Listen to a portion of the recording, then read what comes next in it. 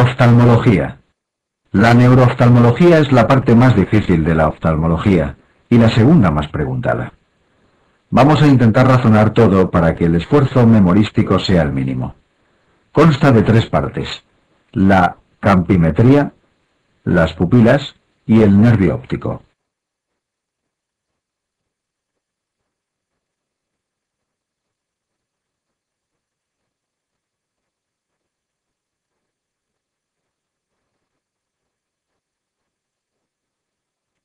Campimetría. Comenzaremos por la campimetría. Se trata de un tema esencial para el MIR, ya que raro es el año en el que no cae una pregunta. Hay una página del Manual de Oftalmología de CTO en la que aparece un esquema de toda la vía visual con las alteraciones campimétricas típicas de la lesión de cada zona. Es muy importante estudiarse bien ese esquema, ya que solo comentaremos diferentes aspectos en los que los alumnos suelen tener más dudas. En primer lugar, es importante diferenciar los conceptos de hemianopsia superior o inferior y defecto altitudinal. Cuando hablamos de hemianopsia, nos solemos referir a patología más allá del nervio óptico y a afectación de la mitad del campo visual. En el caso de defecto altitudinal, nos referimos a patología del nervio óptico, exactamente a neuritis óptica anterior isquémica, y además no suele ser la mitad lo que se afecta sino menos, siempre formando un nivel.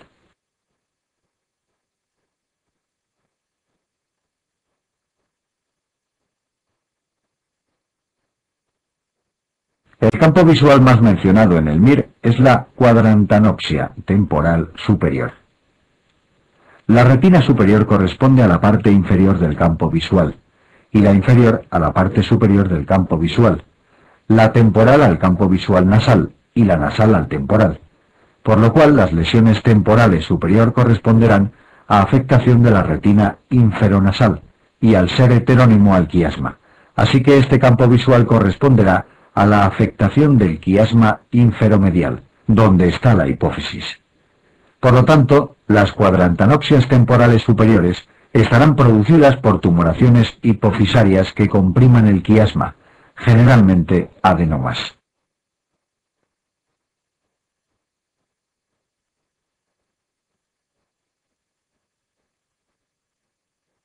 De las lesiones de la cintilla hay que saber 2 cosas. La primera, que son típica incongruentes, es decir, no superponibles, y la segunda, que la cintilla va acompañada por la vía pupilar, concretamente del parasimpático, en los 2 tercios anteriores de su recorrido, y eso nos servirá para localizar las lesiones en función de si hay o no afectación pupilar. Las radiaciones ópticas son la parte más extensa de la vía visual y se puede ver afectada por lesiones temporales y parietales. Típicamente las lesiones son cuadrantanopsias porque es difícil afectar a la radiación en toda su anchura. Si se trata de patología del lóbulo temporal, dará lugar a cuadrantanopsias superiores y al revés con las lesiones parietales.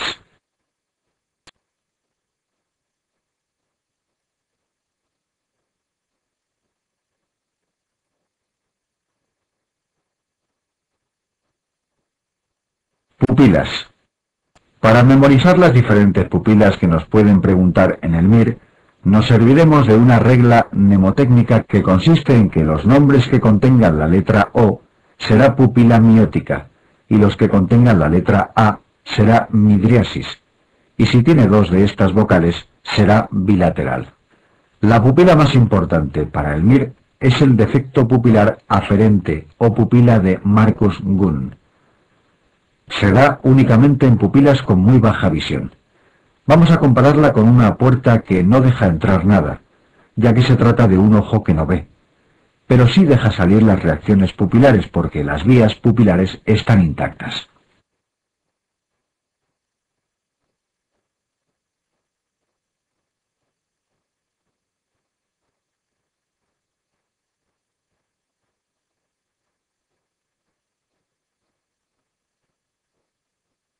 La pupila de Robertson es un ejemplo de disociación luz-convergencia.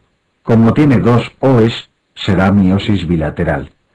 La disociación luz consiste en abolición de la reacción pupilar fotomotora, conservándose el reflejo a la visión próxima.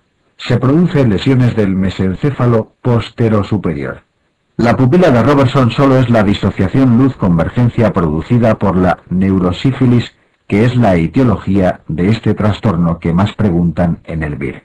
La pupila de Addy, como solo tiene una A, es midriasis unilateral.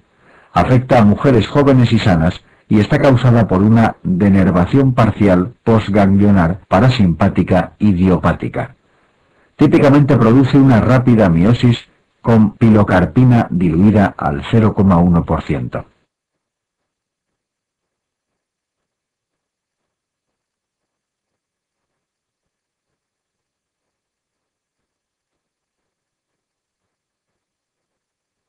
La pupila de Horner, al tener una O, es miosis unilateral. Se debe a un trastorno de la vía simpática en su largo recorrido. Hay muchas posibles etiologías, de las cuales cabe destacar el tumor de Pancoast de vértice pulmonar, la dilatación auricular y la disección carotídea. En este último caso también se acompaña de dolor retrocervical y a veces de antecedente de traumatismo. Importante el conocer que no responde a colirio de cocaína, que al ser un simpático mimético debería producir midriasis. La última pupila que debéis conocer es la midriasis paralítica, que consiste en una midriasis arreactiva, conservándose el reflejo consensual al estimular el ojo afecto. Este no se contrae ni al ser iluminado, ni con la convergencia, ni al estimular el ojo sano. En lesiones del núcleo de Edinger-Westphal, del tronco del tercer par o del ganglio ciliar, o por utilización de colirios anticolinérgicos.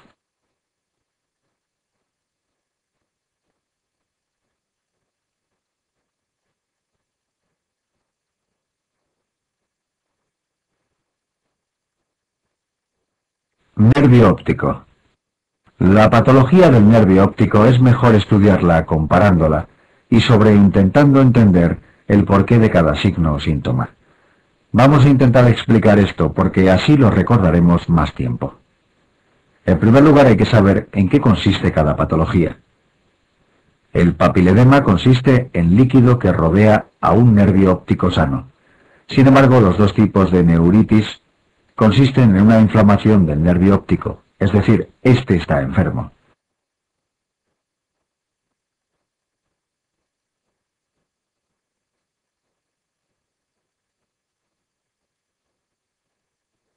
La etiología es lo siguiente que vamos a comentar, y lo más difícil, ya que es lo único que requiere un pequeño esfuerzo de memorización. Cualquier patología que aumente la presión intracraneal puede producir un papiledema. Puede ser debido a tumores, idiopática, abscesos intracraneales, meningitis, encefalitis, aneurismas, hemorragias cerebrales. Las etiologías de la neuritis óptica anterior las dividiremos, al igual que en el manual, en grupos de edad.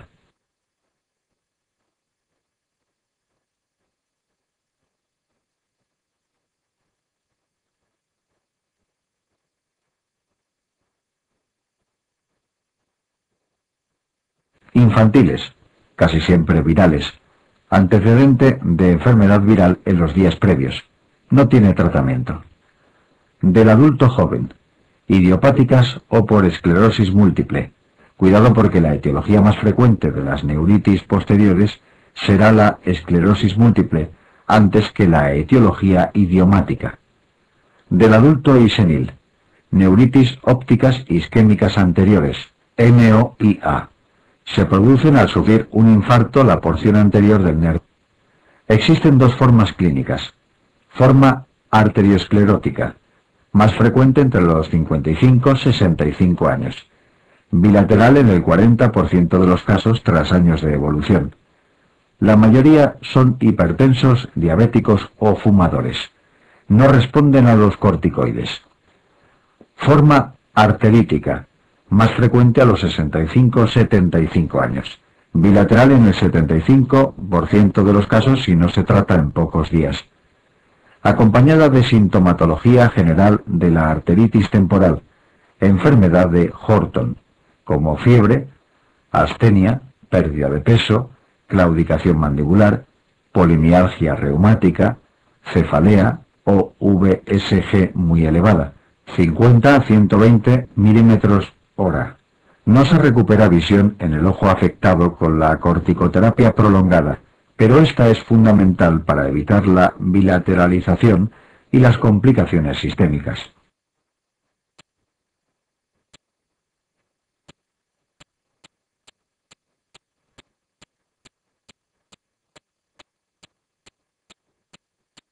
Así que siempre que diagnostiquemos un neuritis anterior a una persona de más de 30 años, hay que pedir una velocidad de sedimentación para poner rápidamente tratamiento con corticoides en el caso de velocidad elevada, o síntomas o signos de arteritis de la temporal. Con esto no tratamos el episodio, sino que prevenimos la bilateralización.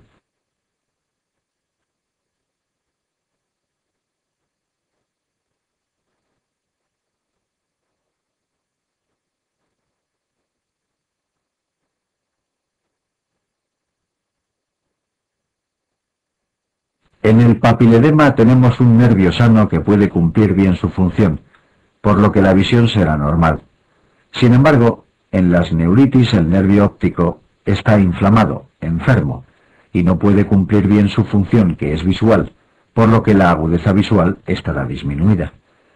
El defecto pupilar aferente, como dijimos anteriormente, está directamente relacionado con la visión, por lo que en el papiledema, que la visión es buena, no habrá defecto pupilar aferente. Sin embargo, será intenso en la neuritis en las que la visión es mala.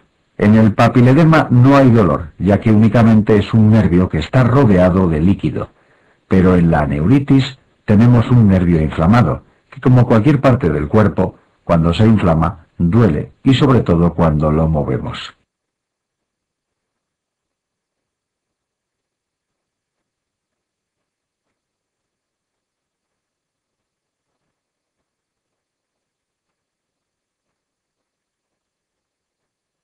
Ya que el papiledema es esencialmente edema, en el fondo de ojo podremos observar un intenso edema, mucho mayor que en las neuritis anteriores, que en ocasiones es superior o inferior únicamente.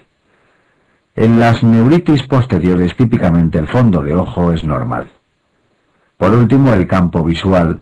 En el papiledema encontraremos un aumento del escotoma fisiológico producido por el nervio óptico, es decir, de la mancha ciega. Pero en las neuritis la visión y el campo visual están muy alterados, mostrando típicamente grandes escotomas centrales o centrocales. Solo hay una excepción, las neuritis isquémicas anteriores, en las que lo característico es encontrar un escotoma altitudinal.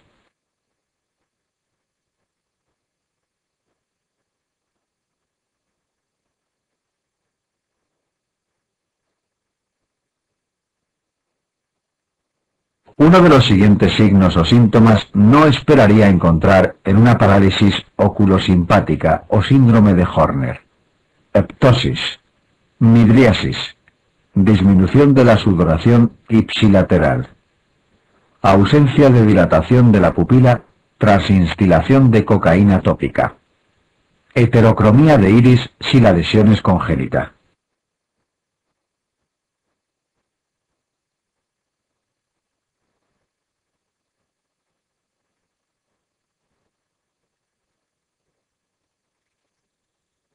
Se trata de una pregunta directa sobre Rexiner combosis, simbrosis y el dilatación simpática, provoca midriasis.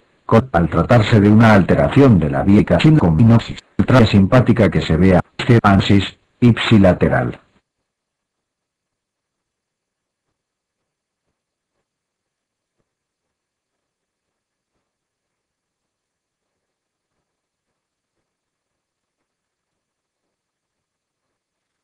Paciente de 23 años de edad que acude a la consulta pérdida de los movimientos. La exploración del segmento anterior y posterior es totalmente normal, excepto por esa respuesta a la luz. Su diagnóstico más es obstrucción de la arteria central de la retina, papilitis, glaucoma crónico simple, desprendimiento de la retina, neuritis óptica retrovulvar.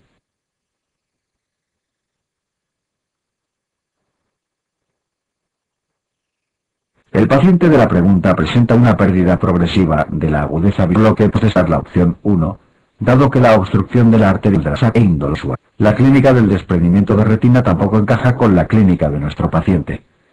El desprendimiento de la retina suele acompañarse de volantes. Cuando la retina se va desprendiendo, se producen fosfenorescanas que después aparece con campo férico que va hacia.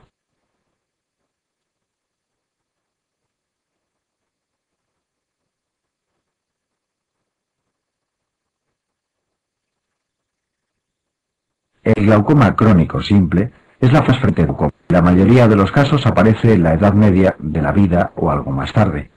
La evolución suele ser gradual y asintomática y en general muy lenta, años. La duda razonable sería entre las opciones 2, papilitis, y 5, neuritis óptica retrovulvar. La clínica es similar en ambas. Disminución de la agudeza visual entre moderada y severa, u orbitario que aumenta con los movimientos oculares, así como un defecto pupilar aferente. La diferencia está en la exploración del fondo de ojo, mostrando una papila hiperémica y edematosa en el caso de la papilitis, y un fondo de ojo normal en el caso de la neuritis óptica retrovulvar. Se dice de ellas que ni el paciente ni el médico ven nada.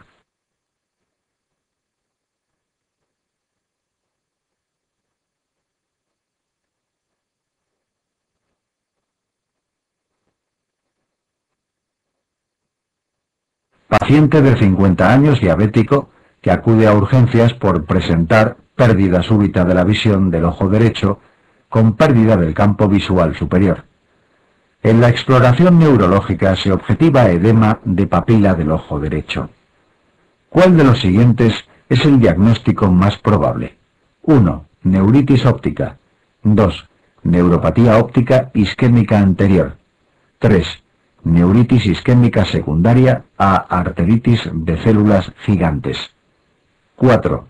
Papilitis diabética. 5. Papiledema idiopático.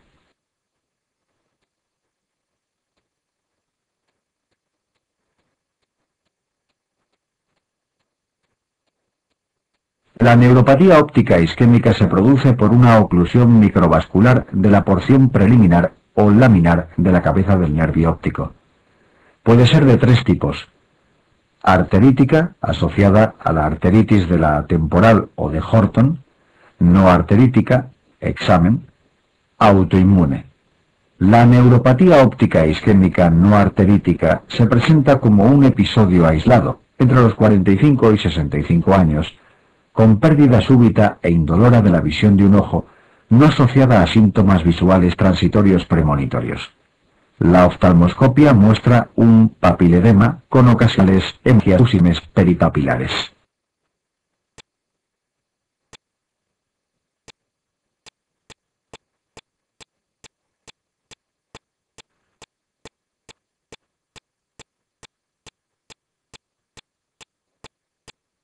El defecto del campo visual, clave para responder esta pregunta, consiste en una hemianopsia altitudinal, en este caso el superior, que afecta con más frecuencia al campo inferior. Defectos arciformes y escotoma central por infarto del haz papilomacular son más raros. La visión en colores se reduce de manera proporcional al nivel de agudeza visual. Cuando estás ante una neuropatía óptica, siguiente es pedir una valoración y pedir al paciente si tiene síntomas o signos de arteritis. En elevada la velocidad o los síntomas, instauraremos rápidamente tratamiento con corticoides para evitar que la neuritis se bilateralice, no para tratar el episodio actual.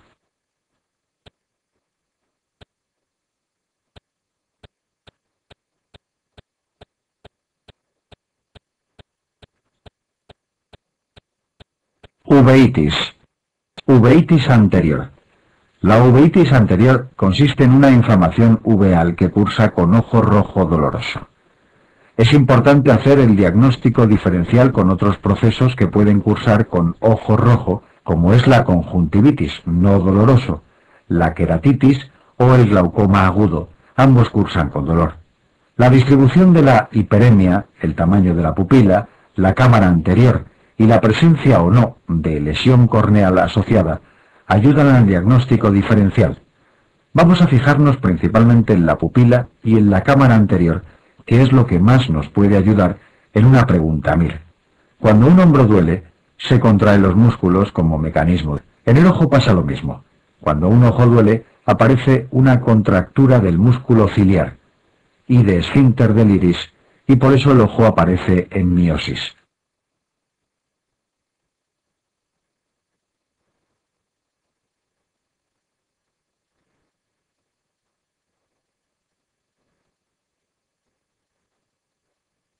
Para combatir este dolor pautamos ciclopégico. La excepción a esto es el glaucoma agudo, en el que la midriasis es el mecanismo desencadenante, y está completamente contraindicado instilar cualquier midriático. En cuanto a la cámara anterior, en la uveitis lo típico es un tindal intenso. El tindal son células y proteínas en cámara anterior que producen de la ruptura de la barrera hematoacuosa y del iris debido a que éste se encuentra inflamado. En las queratitis intensas también podemos encontrar un tindal leve, al igual que en el glaucoma agudo, en el que lo típico es que la cámara anterior sea estrecha.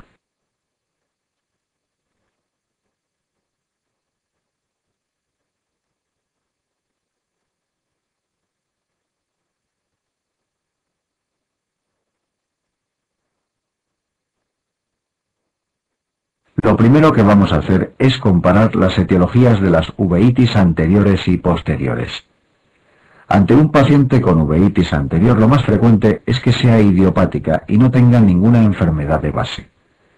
Si encontramos una posible causa, la más frecuente es la espondilitis anquilosante en adultos y la artritis reumatoide juvenil en niños, concretamente la forma oligoarticular precoz.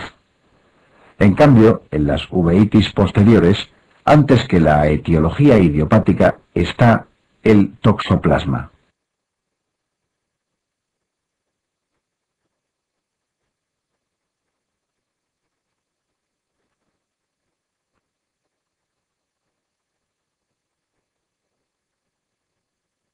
En la uveitis anterior el paciente muestra un síndrome ciliar, dolor, fotofobia, blefaroespasmo e inyección periquerática. Cuando la exudación es intensa, las células y proteínas del tindal se depositan en la zona inferior de la cámara anterior, formando un nivel blanquecino de hipopión que suele ser estéril. El tindal también puede depositarse en la cara posterior de la córnea y dar lugar a precipitados retroqueráticos. Pueden establecerse adherencias del iris a las estructuras vecinas o sinequias. Si se producen entre la periferia del iris y la de la córnea, se llaman goniosinequias. Puede quedar dificultado el drenaje del humor acuoso, provocándose un glaucoma secundario, o pueden ser posteriores entre iris y cristalino, en el borde pupilar. Pueden pasar desapercibidas si no se dilata la pupila. Al hacerlo, el iris queda unido al cristalino en ciertas zonas, adoptando la pupila formas irregulares. Puede aparecer seclusión pupilar si la sinequia se forma en todo el borde pupilar. Se impide así la circulación del acuoso hacia la cámara anterior, aumentándose la acuosa. Ello se abomba hacia adelante, dando lugar al denominado iris en tomate.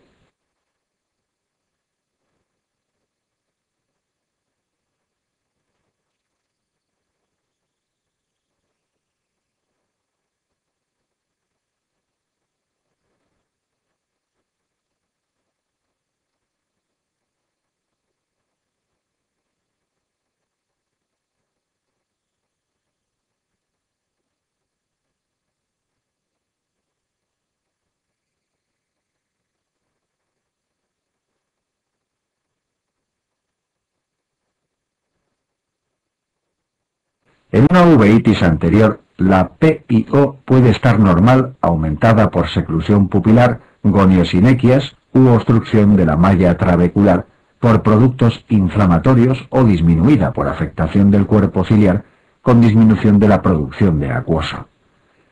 Podemos dividirlas en dos tipos: granulomatosas o no granulomatosas. En las primeras, la instauración es insidiosa, el curso prolongado, la inyección y el dolor son escasos, existen nódulos en el iris, los precipitados queráticos o retrocorneales son gruesos, en grasa de carnero, y si se afecta la uvea posterior, lo hace en forma de nódulos. En las formas no granulomatosas, la instauración es aguda, el curso corto, existe inyección y dolor importante. Los precipitados retrocorneales suelen ser pequeños y la coroides se afecta de forma difusa. Etiológico sí se conoce. Sintomático mediante midriáticos para evitar sinequias y disminuir el dolor al relajar el esfínter del iris. Corticoides locales para reducir la inflamación. Hipotensores oculares en caso de aumento de la PIO.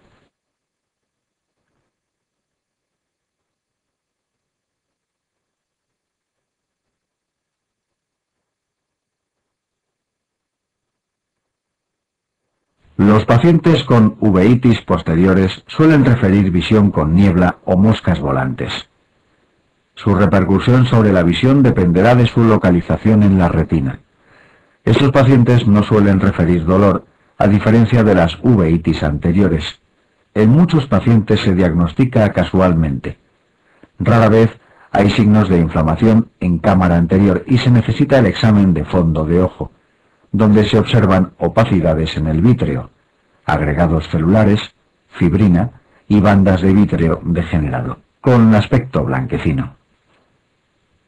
Coroiditis, foco o focos blanquecinos o amarillo-grisáceos de localización coroidea, con edema de la retina adyacente.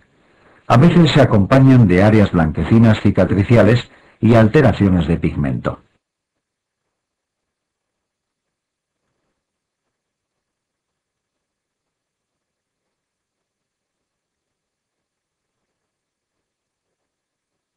El tratamiento en principio es el etiológico. Además, antiinflamatorios esteroideos sistémicos o perioculares para limitar el proceso a la menor extensión de retina posible. En casos muy redicibantes o de gran gravedad, se puede usar la ciclosporina. Uno de los apartados más importantes del manual dentro del tema de uveitis es el llamado uveitis comunes, en el que hace una revisión de algunas de las enfermedades o infecciones que incluyen las uveitis entre su clínica. Vamos a hacer un pequeño resumen de este subtema. La espondilitis anquilopoyética es la entidad que más vemos asociada a uveitis anterior. El síndrome de Reiter incluye en su tríada a la conjuntivitis, no a la uveitis.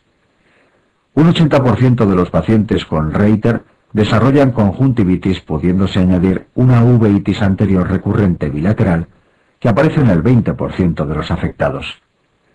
También asociado al HLA-B27, al igual que la espondilitis anquilosante. La sarcoidosis aparece típicamente en mujeres de 20 a 50 años con fiebre, pérdida de peso, artralgias y adenopatías periféricas con síntomas de uveitis anterior y o posterior. Existen nódulos en el iris que se conocen como precipitados en grasa de carnero, y en las formas posteriores afectación perivascular en forma de gotas de cera de vela. La toxoplasmosis supone del 30 al 50% de todas las uveitis posteriores.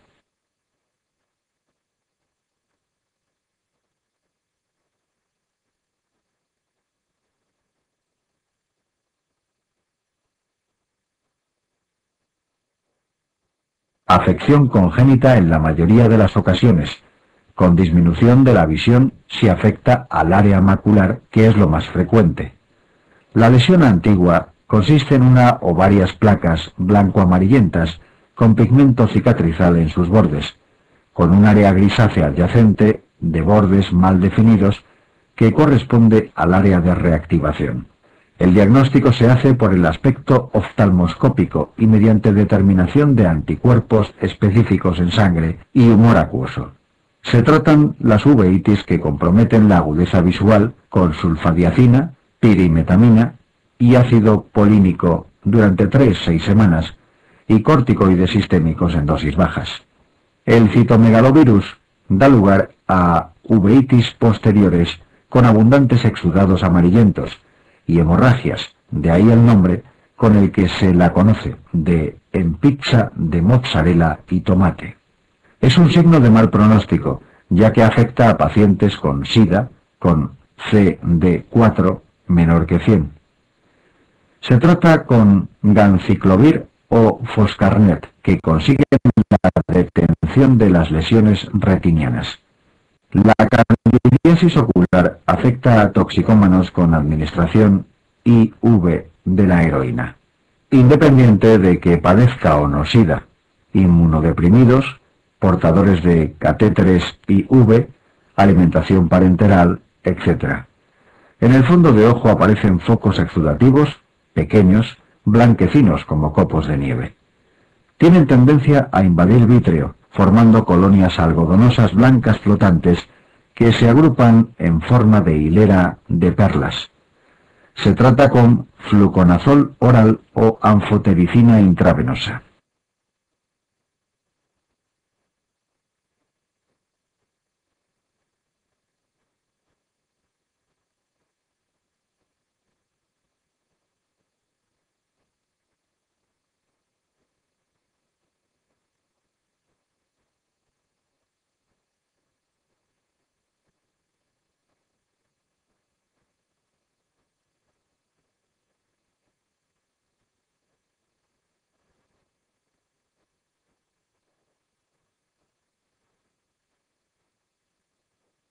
Hombre de 32 años sin antecedentes patológicos de interés que acude a la consulta por visión borrosa en su ojo derecho de 3 días de evolución. La agudeza visual es de 0,5. El examen del polo anterior no muestra alteraciones y al examen de fondo de ojo se observa cicatriz coriorretiniana y células en la cavidad vítrea. El paciente relata 2 episodios oculares similares no diagnosticados. ¿Qué exploraciones complementarias solicitaría para establecer el diagnóstico? Test de Mantoux y tinción de Thiel-Nielsen en esputo, serología toxoplásmica, radiografía de tórax, serología luética, radiografía de sacroiliacas.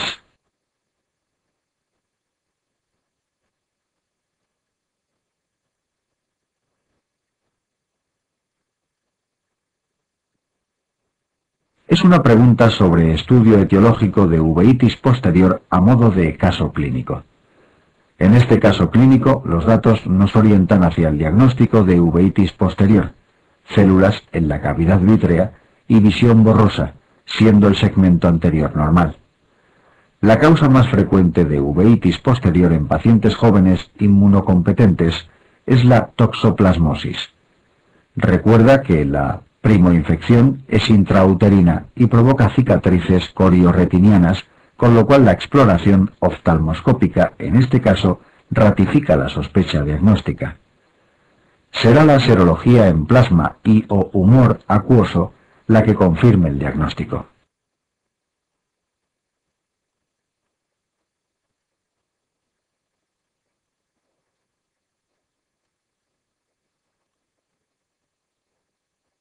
Uno de los siguientes signos o síntomas no es habitual en una uveitis anterior aguda: midriasis, dolor, inyección ciliar, sinequias posteriores, fotofobia. Esta pregunta no se puede fallar.